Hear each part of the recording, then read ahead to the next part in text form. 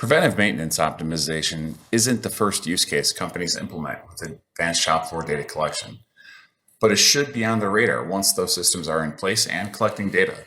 Let's take a look at why. Preventive maintenance tasks often get created when there is an unplanned breakdown on a machine. These PM tasks get documented and followed up on without anyone knowing whether that task is helping to prevent the failure or what is the optimal interval for the task. Maintenance hours are often wasted on PM tasks that are being performed more often than necessary or that may not even be required at all. On the other hand, there are failures occurring that could be prevented by PM tasks that could be added or run more frequently. The desire is to run only those PMs that have an impact and only at the required frequency, but no more than that. In the past, it was hard to experiment to find the right interval because the data was not readily available to measure the impact. However, machine monitoring solutions capture the data necessary to analyze a before and after picture for when the PM task is created and experiment with the PM interval to see the impact on the failure rate. The next step is to identify whether to continue the task and how often it should be performed.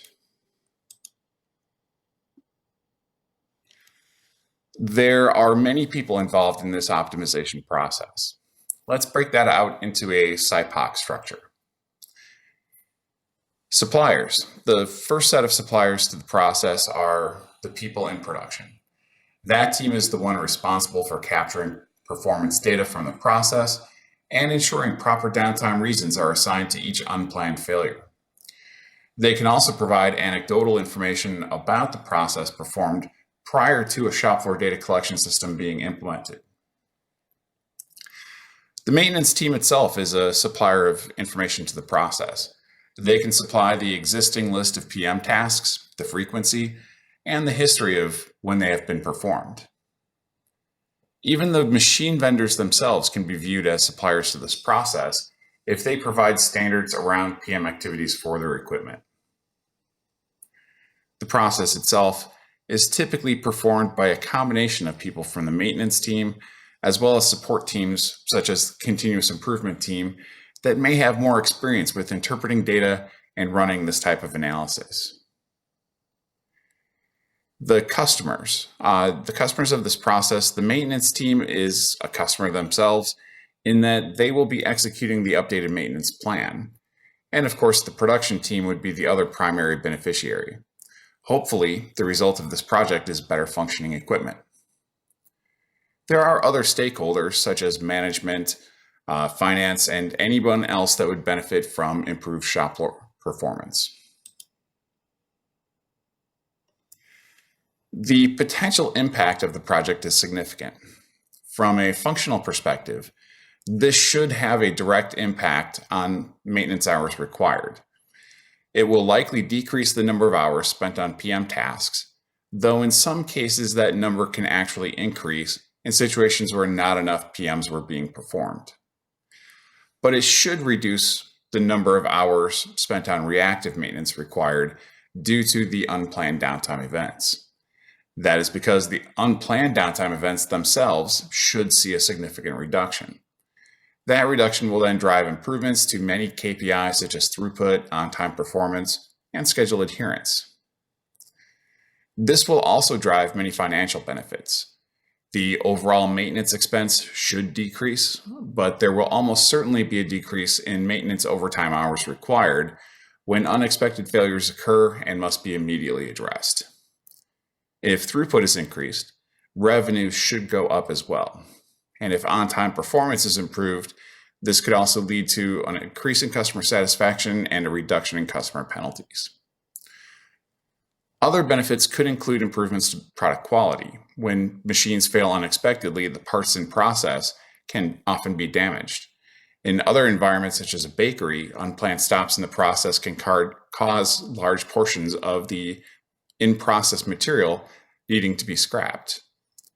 Another soft benefit is that the quality of life at the job is higher for everyone involved when unplanned downtime decreases. Optimizing the PM schedule today can be hard for many reasons. There could be a lack of understanding of how to perform the analysis. While the overall project is pretty intuitive, the team may not have the background required to go through the details of the analysis. Probably the biggest reason this hasn't been done or done well in the past has been the lack of data.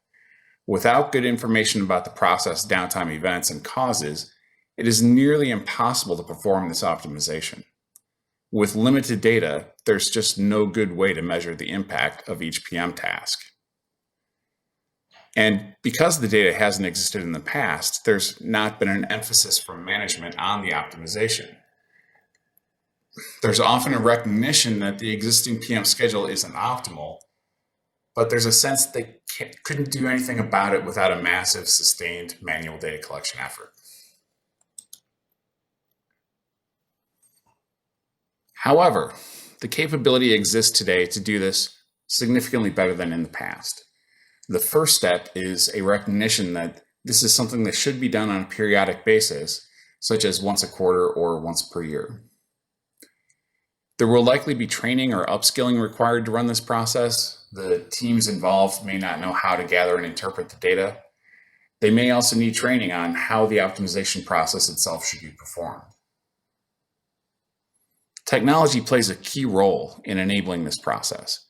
As mentioned many times, data is key to making this happen.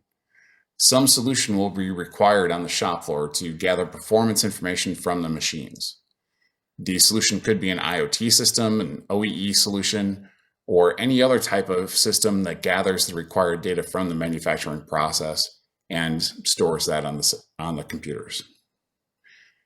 As a quick aside, when considering whether to gather data from constraints or from the whole shop floor, processes like this aren't possible across your machines unless data is collected from them all. It is one of the many reasons I am biased towards implementing data collection across the whole shop floor. An AI or ML system, artificial intelligence or machine learning system, could be greatly beneficial to executing this process. Even with the new systems in place, people probably can't perform the analysis more than once every quarter on a project basis. On the other hand, an AI system could continually update the PM interval based on the data coming from the shop floor. It would also eliminate the need for some of the training. It should be noted at this time, I don't know of any vendors that provide this analysis out of the box, with or without AI. And all of this is dependent on the collection of data from the shop floor and having a stable enough network to support the data collection. The key data sources are straightforward. The maintenance management system needs to supply the existing PM task list, along with the frequency of those tasks and when the tasks were created. The history of those tasks and when they have been done in the past can also be very helpful. The shop floor data systems will provide information about the machines. They should provide the downtime history, the failure reasons for those downtime events, as well as other performance information. This particular study is for a fictional company, but it has its basis in projects performed over the years.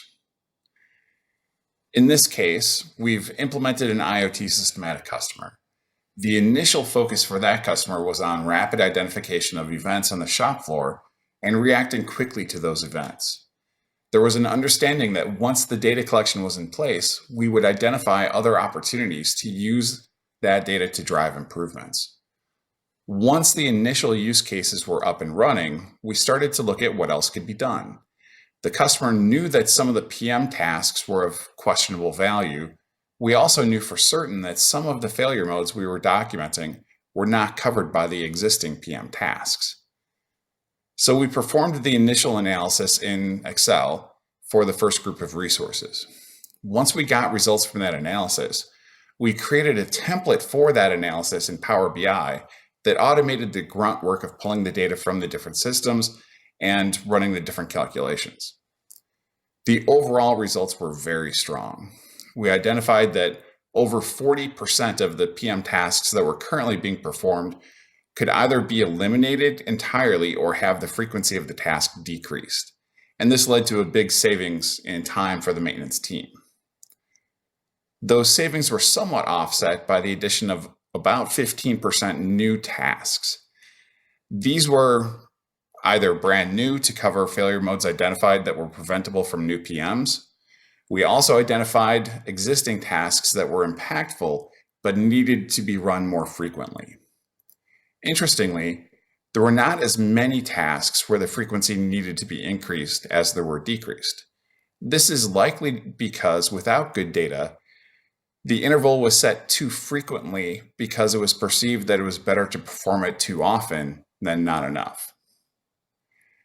These changes led to a big reduction in unplanned breakdowns on the machines. The number of downtime events dropped by 20% and the total downtime by 25% for those failure modes that were covered by PMs. Naturally, unplanned stops for reasons such as a lack of material were unaffected. That's it for today.